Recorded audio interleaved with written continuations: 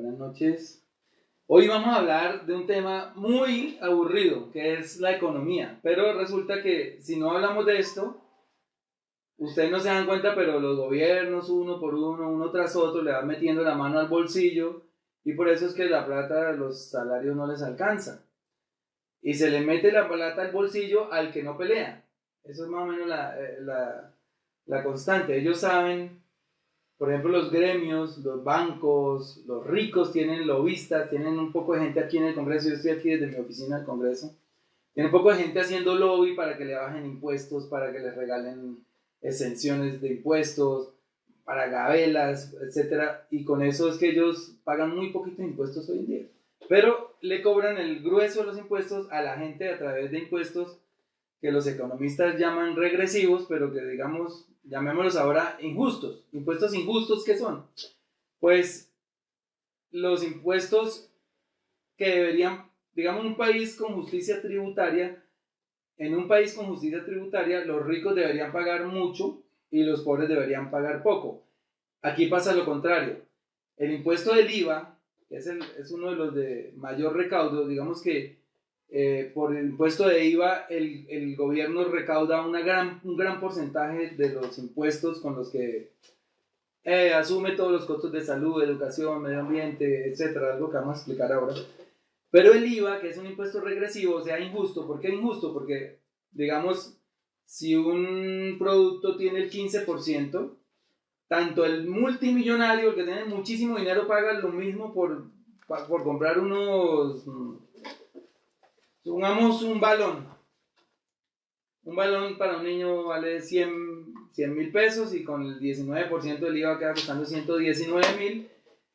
Cómprelo una persona muy pobre o cómprelo una persona muy rica. ¿Sí? Esa es la explicación de la regresividad, de lo injusto que son los impuestos indirectos, como el IVA. Entonces, bueno, lo segundo que quiero decirles, como vamos a hablar en términos de billones, y acá hay gente que de repente no tiene esa cifra en la cabeza, me excusan si lo subestimo de pronto, porque yo sé que muchos saben que es un billón, pero hay gente que no sabe que es un billón, y menos que es 1.000 millones, o un trillón, y bueno, etcétera. Pero lo vamos a poner en términos gráficos. Un billón es 1 millón de millones. Es decir, para ponerles un ejemplo, una casa muy linda puede costar 1.000 millones, ¿cierto? Quiere decir que con un billón voy a comprar 1.000 casas muy lindas. Voy a comprarme 2.000 Ferraris, etc. Pero cuando yo hablo, el presupuesto lo voy a hablar hoy en billones de pesos, ¿cierto? El presupuesto para 2019 va a ser 259 billones de pesos. Con eso el gobierno tiene que asumir todos estos rubros, que son agropecuario, o sea, el agro, el Ministerio del Ambiente, la Ciencia y la Tecnología, el comercio, las comunicaciones, el Congreso de la República, que vale un cojonal de plata, la policía, el ejército, los deportes, la educación, la salud, la fiscalía, el Ministerio de Minas, la justicia, las cortes. O sea, con esos 259 billones, que es un presupuesto que ya aprobamos aquí en la Comisión Tercera, vamos a cubrir todos los gastos del país. ¿Cómo se cubren? ¿Cómo se consiguen esos 259 billones? ¿Cierto? Entonces, una parte se consigue por impuestos, que le cobran, digamos, impuesto de renta a las empresas, a las personas naturales. Otra parte se cobra por el IVA, que ya hablamos. Otras partes por ingresos propios de la nación. Por ejemplo, las empresas de la nación generan unos ingresos. Cada vez hay menos empresas. Por ejemplo, Ecopetrol le produce a la nación una gran parte de sus ingresos. Pero ya un día la van a vender como vendieron Isagen, como vendieron Telecom, como vendieron, bueno, bancos. Acá había unos bancos estatales, Bancafé, por ejemplo, era un banco estatal, que era el banco de los cafeteros, y todas esas empresas las vendieron, dejaron de producir ingresos, y el Estado se va desfinanciando, se va perdiendo su forma de financiación. Para este año de 2019, que es el presupuesto que estamos discutiendo en este momento, hay un faltante, según el ministro de Hacienda, de 25 billones de pesos. O sea, aparte de los 259, él dice, ese fue el presupuesto que me dejó Santos, pero a mí no me alcanza, necesito otros 25 billones de pesos. Y aquí ya viene el primer ítem, y es cómo quiere el gobierno conseguir ese faltante. Pues de la manera más fácil. Cobrémosle a los pobres, ampliemos la base de la canasta familiar, o sea, grabemos la leche, el pan, los huevos, ¿cierto?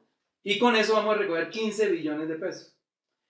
Pero el descaro es más grande porque como él hizo una promesa de campaña, y aquí sí tengo que darle el crédito al presidente Duque, él lo prometió en campaña y ustedes, pues yo sé que ustedes no, pero digamos los colombianos votaron por esa opción y lo eligieron a pesar de que él dijo, voy a bajarle las tarifas a los empresarios para generar más empleo. Ese fue el cuento que les metió, pero está probado que bajar las tarifas a los empresarios no se genera más empleo, lo único que se consigue es que se enriquezcan más y que la equidad crezca, la inequidad crezca, o sea, la desigualdad social.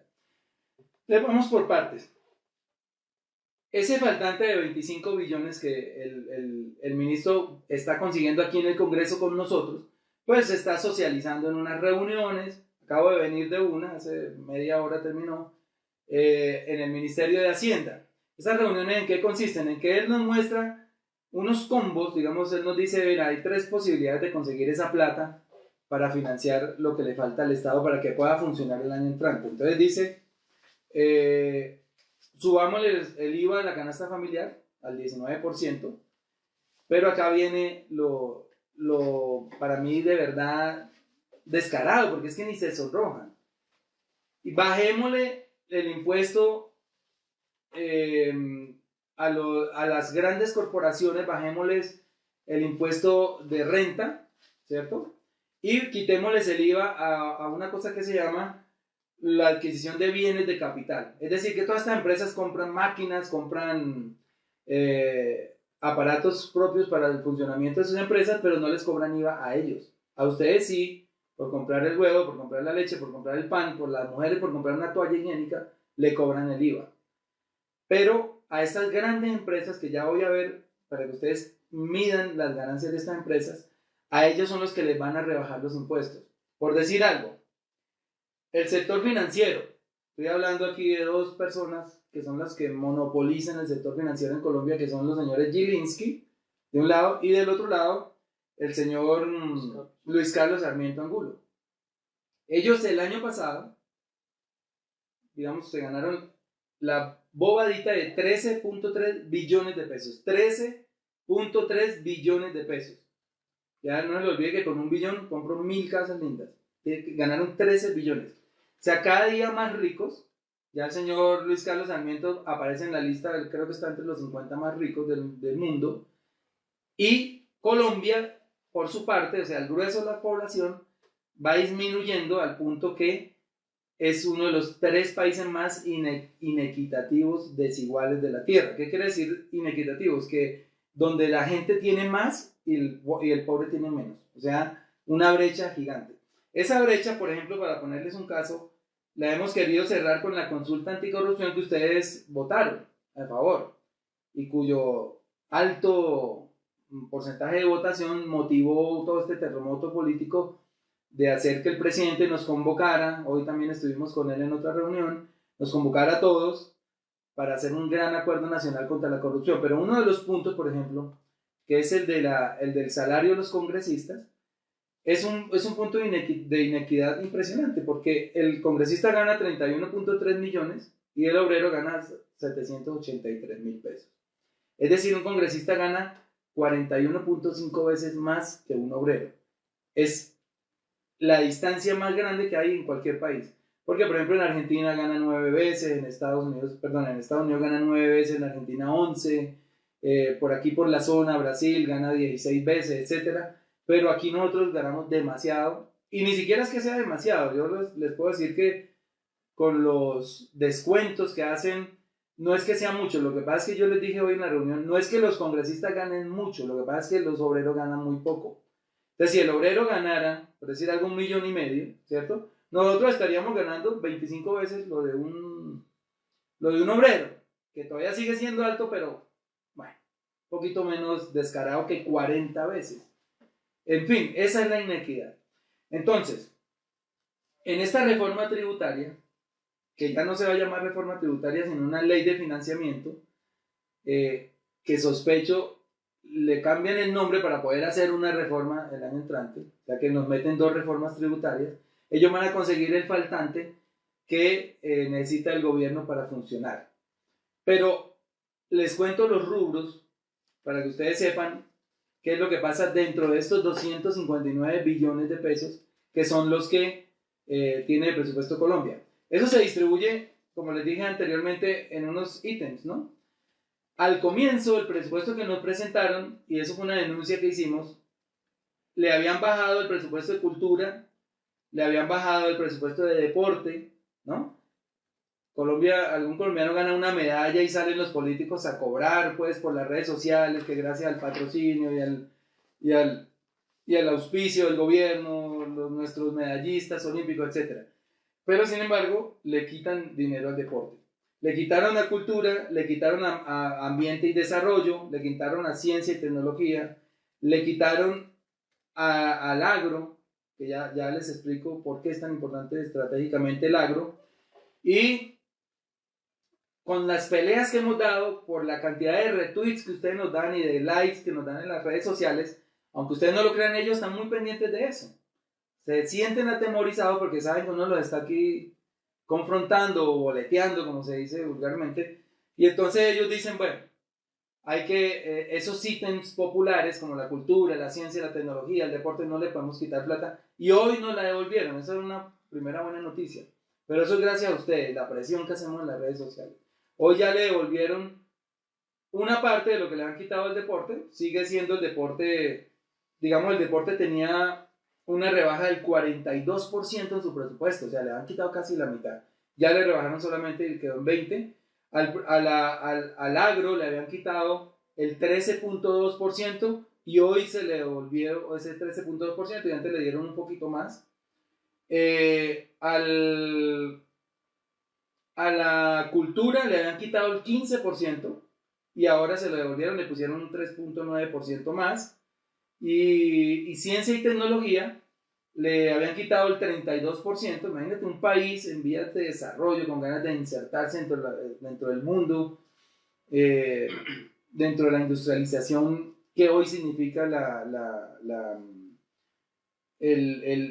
mano de obra electrónica y bueno, todos los ítems que ustedes ya saben de la modernización. Le habían quitado ciencia y tecnología 32% y ya le devolvieron 3.5%. O sea que ya tenemos aquí un primer triunfo, y es que recobramos los presupuestos de esas materias que estábamos perdiendo y en las que un país no puede darse el lujo, un país en vías de desarrollo, de perder. Por ejemplo, hoy, y eso lo puedo decir aquí en público porque fue una charla privada con él, el presidente Duque me dijo, al finalizar la reunión, me dijo, Bolívar, ayúdeme a construir un programa de cultura y toda esta cuestión. Usted que viene pues, de las artes, de la escritura. Y yo le digo, bueno, presidente, pero comience por devolverle el presupuesto de la cultura, porque nos lo rebajaron, nos le están quitando. Entonces, hoy ya aparece, no estoy diciendo que es por lo que yo hablé con él, pero por lo menos ya están conscientes de que no le podemos quitar dinero a la cultura, porque manejan dos discursos. El primero, en cuanto a el aumento de la drogadicción en Colombia. Entonces ya ustedes saben, y eso es realidad, hay unas cifras que demuestran que en Colombia la drogadicción ha aumentado. Pero por un lado, se rasgan las vestiduras diciendo que es porque se aprobó la dosis mínima.